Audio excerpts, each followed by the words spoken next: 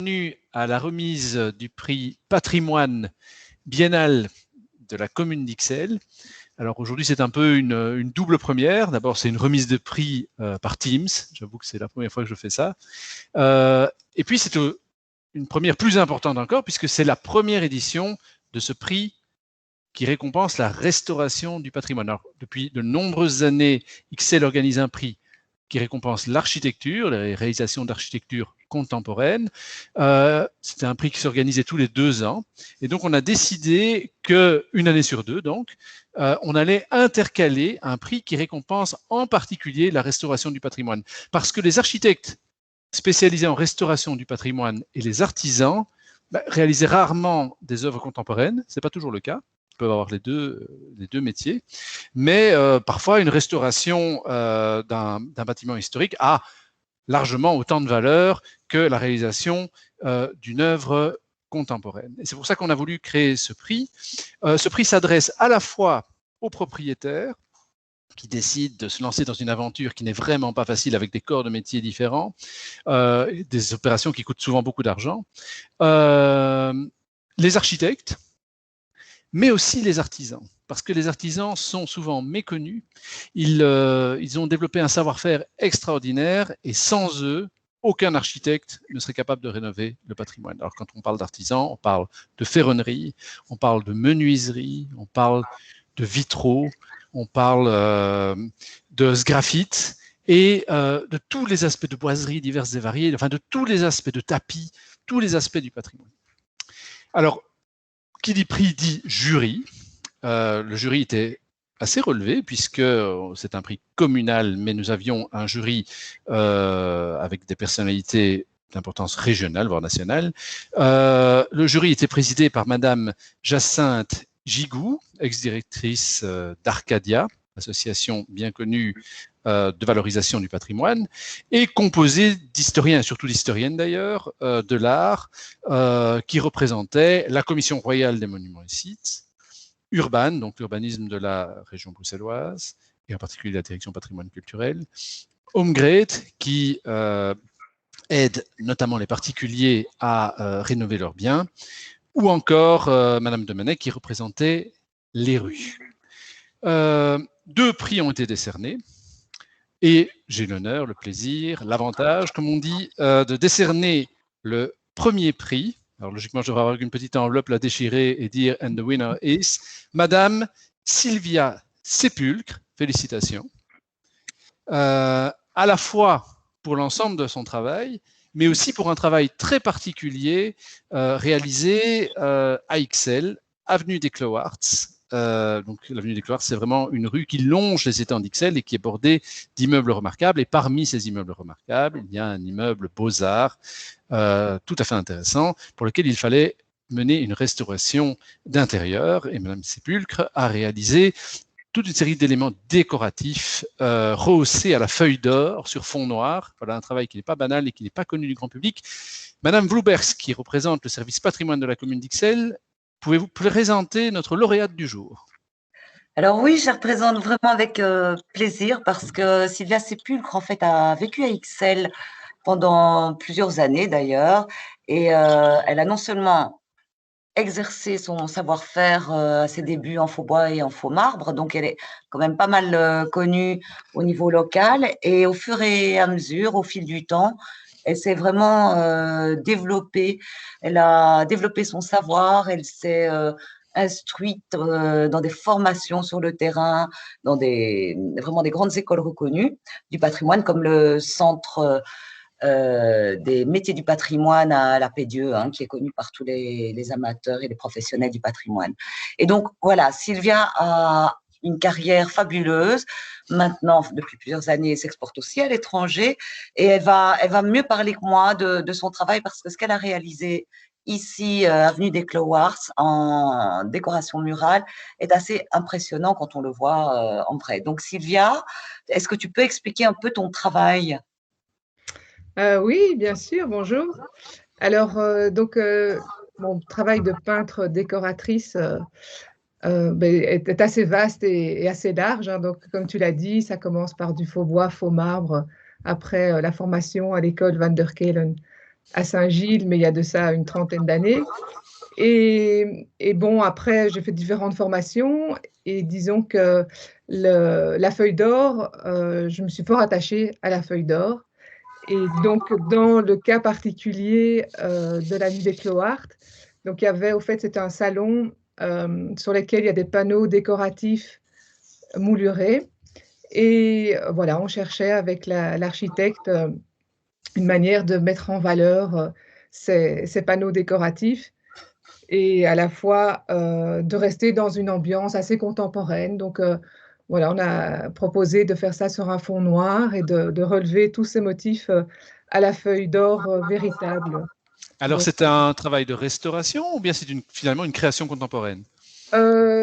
ben, disons que c'est plutôt un travail plus contemporain, c'est sûr, mais sur des éléments qui étaient existants et qui avaient déjà une valeur décorative qui était déjà très jolie, mais c'était, disons, s'attacher à, à développer encore plus ces éléments décoratifs et à pouvoir aussi aller dans le style que le client dont le client avait envie, quoi. Je veux dire, comme il y avait un côté contemporain, mais tout en gardant ces éléments 19e et en les mettant. Donc, en fait, c'est vraiment une technique qui vient se mettre sur l'élément décoratif en plâtre. Donc, il y a plusieurs passages. Et le dernier, évidemment, est la feuille en question, cette feuille d'or qui va faire ressortir toute sa luminosité et toute sa richesse. Alors, ce travail est tout à fait particulier et méconnu de beaucoup de monde. On devine derrière vous des éléments de décor. On est où? On est dans votre atelier? Voilà, ici donc je suis dans mon atelier et donc à chaque fois que j'ai un chantier ou même une idée, eh bien je fais des échantillons. Donc en fait cet atelier est rempli d'échantillons et en général quand je vais me présenter chez des clients, je prends un assortiment d'échantillons avec moi ou alors s'ils ont la possibilité de venir voir sur place, c'est très chouette aussi. Et parce que je réalise aussi des choses en atelier, hein. J'ai une autre technique de la feuille d'or qui est le verre églomisé, qui est une technique qui se développe de plus en plus, qui est ancienne, mais que là j'adapte de nouveau de manière plutôt contemporaine pour faire des crédences de cuisine et des choses comme ça. Mais donc c'est assez particulier, donc ça mêle le verre, la feuille et la peinture, et ça a un effet fabuleux, quoi. Donc ça j'en ai beaucoup en atelier aussi. Alors, par Teams, c'est toujours compliqué, mais on peut voir vos ouvrages sur un site internet. Vous nous donnez l'adresse? Alors, donc, le site internet, c'est www.sylviasepulcre en un mot, .com. Voilà. Et sinon, il y a un Instagram aussi, Sylvia Sepulcre @painting décor, avec des choses. Donc, c'est plus immédiat, on va dire, l'Instagram. Mais Alors, j'ai été tout à l'heure, c'est magnifique. ouais. Non seulement les réalisations sont magnifiques, mais les photos sont très bien prises aussi, ce qui n'est pas toujours facile en intérieur. Alors, officiellement, à distance, je vous montre, en tout cas, je ne vous remets pas, mais je vous montre, on se le remettra en physique un jour, votre diplôme qui certifie que vous avez donc gagné le premier prix biennale du patrimoine d'Ixelles 2020, parce qu'en fait, ce prix était organisé en 2020, on le remet en 2021. Covid oblige. Et puis, ce n'est pas tout. Félicitations. Je vous serre la main virtuellement. Merci beaucoup. En tout cas, je voudrais remercier vous, quoi, je veux dire, les Chefins, la commune et puis toute l'équipe, parce qu'ils ont dû quand même courir après moi pour avoir des photos. C'était un chouette travail, en tout cas. C'était très gai de participer à ça et ravi de l'avoir remporté. Merci. Félicitations. Et puis, nous avons le plaisir de remettre un prix spécial. Alors, on serait aux Oscars ou au César, on remettrait un prix pour l'ensemble de son œuvre à un acteur célèbre. Mais c'est presque le cas, puisque on a le privilège de remettre ce prix à monsieur Paul Marien, qui est artisan ascensoriste. Ça veut dire qu'il sait fabriquer et réparer surtout des ascenseurs, et pas n'importe quels ascenseurs, des ascenseurs historiques.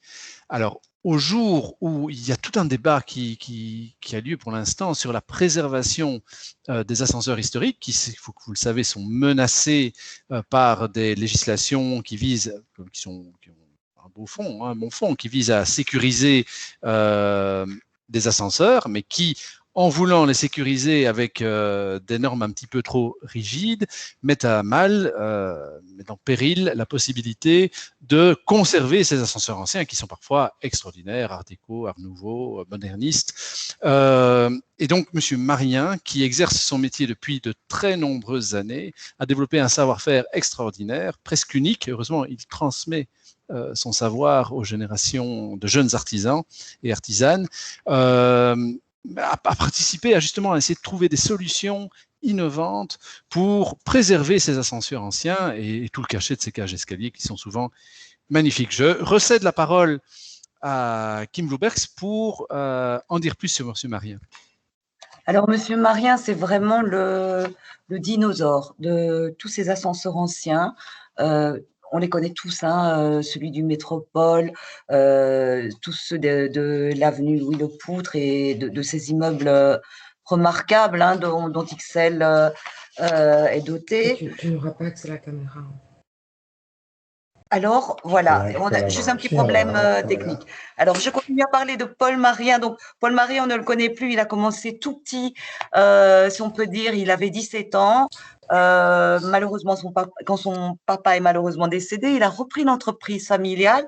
Donc, il était dans les ascenseurs déjà depuis l'âge de 17 ans et il a tout vécu, l'évolution des tableaux électriques en tableaux électroniques, les bobines en acier remplacés par des nouveaux matériaux, etc.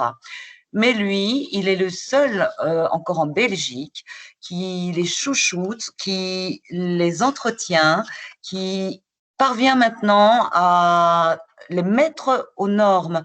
Donc voilà, c'est vraiment quelqu'un d'incontournable, d'extraordinaire. Et je voudrais quand même souligner que même la Hollande et la France maintenant font appel à lui pour sa connaissance et son expertise. Donc voilà, Paul Marien, est-ce que vous nous entendez, Paul?